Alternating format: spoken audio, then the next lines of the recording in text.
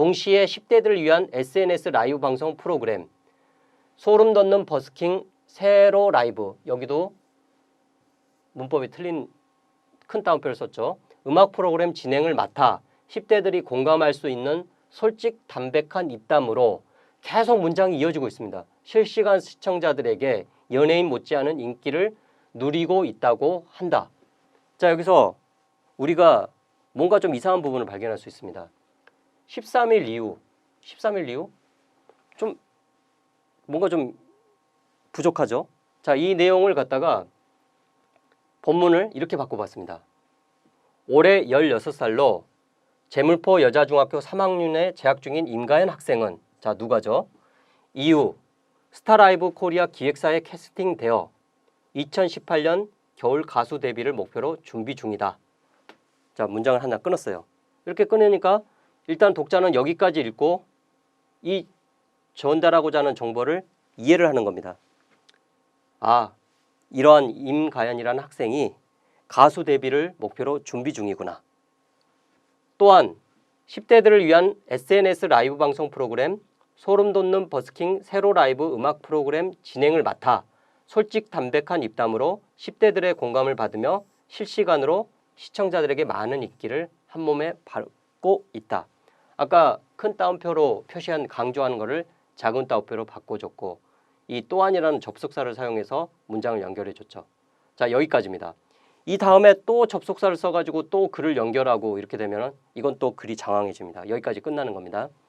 다음, 소름 돋는 버스킹 세로 라이브는 오프라인에서 버스킹으로 활동하는 뮤지션들을 스튜디오로 초대하여 10대, 20대 SNS 시청자들과 함께 실시간 소통하며 진행하는 음악 프로그램으로 라이브 시청자만 평균 2만 명 정도이며 페이스북, 카카오TV, 유튜브 동영상 플랫폼에 실시간 방송이 된다. 자, 이것도 너무 좀 글이 장황하죠. 이거를 여기에는 본문과 마지막 후렴이 모두 한꺼번에 들어가 있는 형태인데요. 이거를 독자들이 알기 쉽게 더 쪼갰습니다. 소름 돋는 버스킹 세로 라이브는 자, 소름 돋는 버스킹 세로 라이브에 대해서 설명을 간단하게 해주는 거죠. 오프라인에서 버스킹으로 활동하는 뮤지션들을 스튜디오로 초대하여 10대, 20대 SNS 시청자들과 함께 실시간 소통하며 진행되는 음악 프로그램이다. 그러면 독자들은 이 프로그램이 뭔지 이제 알 수 있을 겁니다. 여기서 뭐뭐뭐며 계속 되다 보면은 독자들은 처음에는 이해를 하다가도 뒷부분으로 가면서 점점 무슨 내용인지 헷갈릴 수 있는 거죠. 그리고 이 부분은 이제 접속사를 써서 한편 소름 돋는 버스킹 세로 라이브는 쭉 이런 식으로 설명을 해주는 겁니다. 자, 이쪽하고 이쪽 글하고 보정 전하고 보정 후하고 어떻게 달라졌는지 느낌이 오시겠죠? 다음은 기사의 형태에 대해서 알아보도록 하겠습니다. 기사의 형태는 크게 7가지로 볼 수가 있는데요. 취재기사, 해설기사, 스케치기사, 인터뷰기사, 르포기사, 사설, 기획기사. 물론 기사의 종류는 더 많을 수도 있습니다. 하지만 기사의 형태는 대부분 이 7가지 기사로 압축을 합니다. 차근차근 살펴보도록 하겠습니다. 먼저 취재기사에 대해서 설명을 하겠습니다. 가장 일반적인 기사 형태죠. 기자가 어느 현장에 가서 취재를 해서 그 취재한 내용을 바탕으로 해가지고 쓰는 기사입니다. 취재기사는 기자가 직접 취재를 나가 취재원으로부터 얻은 정보를 바탕으로 작성된 기사다. 취재원이라는 것은 내가 취재를 하는 대상을 말하는 겁니다. 이 대상에게 인터뷰를 하던 뭘 하던 또는 뭐 탐문을 하던 또는 뭐 수사관에 거의 입각할 정도로 뭔가를 수사를 하던 뭐 수사란 표현이 적절하지 않을 수도 있지만 그만큼 정보를 캐던 이렇게 해서 얻은 정보를 바탕으로 작성된 기사를 취재기사라고 합니다. 다음 해설기사에 대해서 설명해 보도록 하겠습니다. 해설기사는 뉴스에 대한 독자나 시청자의 이해를 돕기 위한 기사입니다. 말 그대로 해설입니다. 뉴스에 대해서 어떤 뉴스에 대해서 독자가 쉽게 이해할 수 있도록 쭉 해설해 주는 겁니다. 이게 바로 해설 기사가 되는 거죠. 일반적으로 이 해설 기사는 스포츠 기사 같은 경우 해설 기사가 많이 나오게 됩니다. 해설 기사가 쭉쭉쭉 뭐 스포츠에 대해서 뭐가 어떻고 그 아나운서나 이런 사람이 설명하듯이 기사를 쭉 써가지는 형태죠. 해설 기사는 단편적 사실 보도에서 한 발 더 나아가 그 사실의 중요성, 배경 등을 자세히 설명하고 향후 전망과 대안을 제시하기도 한다. 아까 말한 스포츠 기사 중에서 골프를 예를 들면 골프 기사에 대해서 어떤 해설 기사를 쓴다.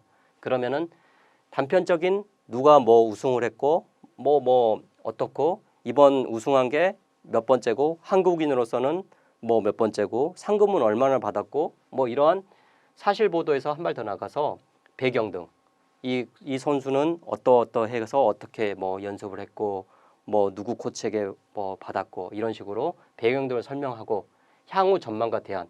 그러니까 이 선수가 향후에 뭐 PGA나 LPGA에서 우승을 할 전망이다. 또는 뭐 몇 해 올해 상금 순위 1위를 할 것 같다. 뭐 이런 식의 해설 기사가 되는 거죠.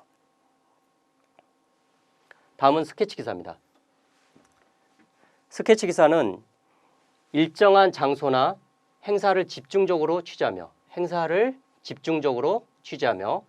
표면적인 정보보다는 주변 이야기를 중심으로 풀어가는 형태의 기사다. 우리가 흔히 그림도 스케치라고 표현을 하는 그림이 있죠. 스케치라는 거는 풍경이나 이런 거를 쭉 그리는 그런 형태로 써가는 기사를 스케치 기사라고 합니다. 사람들의 감정을 자극하는 선행 사례를 보도하는 미담 기사가 대표적인 예이다. 예를 들면은 겨울에 또는 12월 달에 연말에 부류토끼를 하게 되죠. 또는 누가 뭐 장학금을 전달을 하고 모은 성금을 전달을 하고 또는 착한 일을 어떤 봉사를 했고 이러한 미담을 표현하는 기사가 스케치 기사가 가장 큰 스케치 기사의 예인데요. 쭉 스케치하듯이 쭉 나열하는 그런 형태의 스케치 기사입니다. 과장된 보도나 주관적인 개입이 들어가지 않도록 주의를 해야 됩니다. 기사라는 거는 항상 객관적이어야 됩니다. 그리고 사실 보도를 해야 됩니다. 이 미담 기사를 쓰다 보면은 과장된 표현이나 또는 주관적인 개입이 들어가게 될 수도 있습니다. 그런데 이 부분은 그렇게 하면 안 된다는 거죠. 스케치 기사라 하더라도 즉 어떤 행사를 이렇게 취재하면서 하거나 또는 뭐 행사라는 게 무슨 부류토끼 행사라든가 뭐 이러한 행사를 쭉 쓴다 하더라도 절대 주관적인 표현을 하진 않고 있는 사실만, 그래서 장학금을 뭐 100만 원을 전달을 했다 그러면은 100만 원을 전달했다 뭐 이런 식의 있는 사실 위주로 기사를 써줘야 됩니다. 다음은 인터뷰 기사에 대해서 살펴보도록 하겠습니다. 인터뷰 기사는 크게 말하면 취재 기사의 모두 일부분일 수 있습니다. 하지만 인터뷰 기사는 좀 더 세분화돼서 인물을 취재해서 전달하는 기사입니다. 즉 어떤 사회적으로 명망이 있거나 이슈가 된 그런 사람을 찾아가서 인터뷰 형태로 취재하는 형태의 기사를 말한 겁니다. 자, 여기 인터뷰 요령에 대해서는 별도의 강의 시간에 설명하도록 하겠습니다. 다음은 루포 기사에 대해서 알아보도록 하겠습니다. 자, 루포 많이 들어봤죠? 루포 기사는 사건 현장을 직접 중계하는 형태의 기사입니다. 우리가 흔히 8시 뉴스나 이런 뉴스에 보면은 현장에서 어떤 리포터가 마이크를 들고 뭐 여기 사고 현장에서는 뭐가 어떻고 뭐가 어떻습니다. 뭐 그러면서 지나가는 사람한테 뭐 마이크를 들이밀면서 얘기를 전달하고 이런 게 바로 루포 기사입니다. 사건 현장을 직접 중계하는 형태의 기사. 이러한 그 기사 뉴스에서 나오는 기사를 뉴스에 나오는 뉴스를 기사 형태로 쓴 게 루포 기사가 되는 거죠. 기자가 뉴스 현장에서 보고 느낀 것을 그대로 전달하는 기사입니다. 중요한 거는 이것도 마찬가지로 사실에 입각해서 내가 예측해서 쓰면 안 된다는 거죠. 주관적으로 써서도 안 됩니다. 그리고 뭔가를 갖다가 중립적인 한쪽에 치우치지 않는 이런 형태의 이런 기사를 써야 되는데요. 루포 기사를 작성할 때 주의할 점은 현장에서 만난 모든 사람의 이야기를 전달한다. 왜 그럴까요? 한 사람의 얘기를 전달하면 그 사람만의 얘기가 정말 맞을까? 진실일까? 의문이 들지 않습니까? 한 사람 얘기만 전달하면 사실성이 떨어지게 됩니다.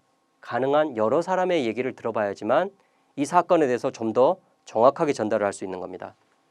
모든 사람, 가능한 모든 사람의 얘기를 전달을 해서 판단은 독자에게 맡기는 겁니다.